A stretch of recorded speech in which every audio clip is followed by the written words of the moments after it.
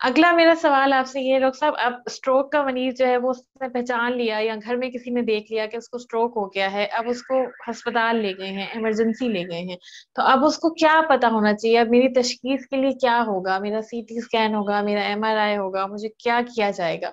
तो इसके ऊपर थोड़ी सी रोशनी डालिए कि स्ट्रोक के मरीज की तशखीस के अमल में क्या क्या स्टेप्स होते हैं।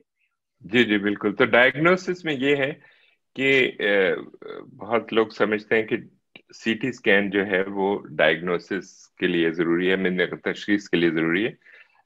ऐसा नहीं है। बल्कि अगर आपको विद इन 6 आवर्स या अभी आपको 6 घंटे 2 घंटे हुए हैं अलामात शुरू हुए, तो सीटी स्कैन पे कुछ नजर नहीं आएगा। अगर ये इस्कीमिक स्ट्रोक है, हम्म। अगर ये वो स्ट्रोक है जिसके में रुकावट आ गई है खून के बहाव में, तो उसमें वो अभी आएगा। हम करते इसलिए हैं सीटी स्कैन इमरजेंसी रूम में, एक तो ये कि ये इजीली अवेलेबल है, मोस्ट हॉस्पिटल्स में सीटी स्कैन हम्म। होता है, चाहे एमआरआई हम्म। हो या ना हो। तो इसलिए हम हम्म। करते हैं। उसकी एक वजह ये भी है कि हम ये चाहते हैं कि वो अगर ये हेमरेजिक स्ट्रोक है या कोई खुदा न खास्ता ब्लीडिंग हो गई है या हम्म। खून बह गया है दिमाग में, तो उसका फटाफट पता चल जाए, क्योंकि उसका ट्रीटमेंट डिफरेंट है। हम्म। तो इसलिए CT scan is always you know the number one, कि भाई जैसे आप गए स्ट्रोक की वजह से सीटी स्कैन हो गया। लेकिन अगर सीटी स्कैन नेगेटिव है, इसका ये मतलब नहीं है कि आपको स्ट्रोक नहीं हुआ, क्योंकि हम्म। ये छोटा एक स्ट्रोक हो सकता है या एक दिमाग के पीछे हो सकता है स्ट्रोक, जो कि बाज़ औक़ात उस पर नजर नहीं आता है सीटी स्कैन, या कि बहुत जल्दी आप पहुंचे हैं और हम्म। स्ट्रोक उन्होंने सीटी स्कैन किया तो वो नजर नहीं आएगी। तो उसमें ये होता है कि या तो फिर हम कभी रिपीट करवाते हैं सीटी स्कैन, अगर हम एमआरआई नहीं करवा सकते तो एक दिन के बाद हम रिपीट कर लेते हैं, तो मे भी उसमें नजर आ जाए। काफी टाइम हुआ है तो अब नजर आ जाएगा। हम्म। तो ये तो एक ये है कि दिमाग की पिक्चर आपने लेनी है ना, कि आपने एक फोटो फोटो लेनी है कि उसमें नजर आते हैं कि, तो फोटो लेने के जो तरीके हैं उसमें सीटी स्कैन है और एमआरआई हम्म। है। तो अब सीटी स्कैन को आप ये समझिए कि जिस तरह पुराने जमाने के टीवी नहीं होते थे बड़े बड़े डब्बे और वो ट्यूब वाले ये वो, तो हम्म। अब वो प्लाज्मा टीवी आ गए और एलसीडी और जी जी। एलईडी और क्यू, हम्म। तो वो बड़े शार्प पिक्चर्स है। तो वो ही हम्म। हिसाब है सीटी स्कैन और एमआरआई में, कि एमआरआई की पिक्चर एक तो बड़ी क्लियर होती है और दूसरी हम्म। डिफरेंट एंगल से होती है, कि यहाँ से भी ले लिया, यहाँ से भी ले लिया, ऊपर से नीचे से, डिफरेंट स्लाइसेस डिफरेंट एंगल्स से। तो काफी डिटेल्ड पिक्चर जो है वो एमआरआई में ब्रेन की आती है।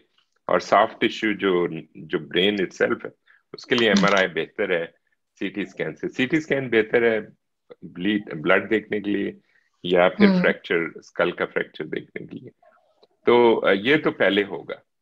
हम्म। जैसे आप जाएंगे कि हमें एक पिक्चर लेनी है ब्रेन की, उसके अलावा ब्लड टेस्ट जाहिर है होंगे, कि भाई आपको हम्म। सबसे पहले तो जाहिर है वाइटल्स जिसको हम कहते हैं वो लेते हैं, कि भाई आपको टेम्परेचर तो नहीं है, आपको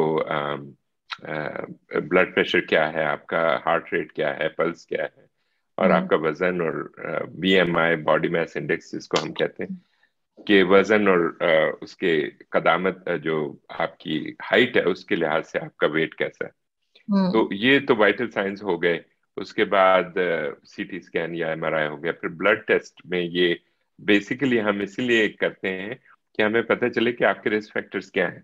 कि ब्लड प्रेशर का तो पता चल गया जब हमने आपका मेजर किया, आपका मे बी 160 या 180 था, तो जाहिर है कि आपको ब्लड प्रेशर उस वक्त तो ज्यादा है। वैसे जब स्ट्रोक हो रहा होता है तो ब्लड प्रेशर ऊपर चला जाता है, तो वो हम्म। उसको खैर हम दोबारा देखते हैं। अम, और उसके बाद जो है ब्लड में हम ये देख लेते हैं कि आपको डायबिटीज तो नहीं है, आपको हम्म। कोलेस्ट्रॉल तो नहीं हाई है, और बाकी थायराइड फंक्शंस और जो है आपके B12 और अदर कुछ और टेस्ट भी हैं, जो कि हर पेशेंट में नहीं करते हैं, कुछ पेशेंट्स में करते हैं, जो जो जवान लोग हैं स्ट्रोक के साथ आए हैं और उनके पास कोई रिस्क फैक्टर नहीं है, तो हम हम्म। समझते हैं कि उनका ब्लड जो है वो थिक हो रहा है। तो वो हम्म। थिक होने की कोई जेनेटिक वजूहात है, उनकी अलग ब्लड टेस्ट है जिसको हम कहते हैं हाइपर कोएगुलेबल वर्कअप।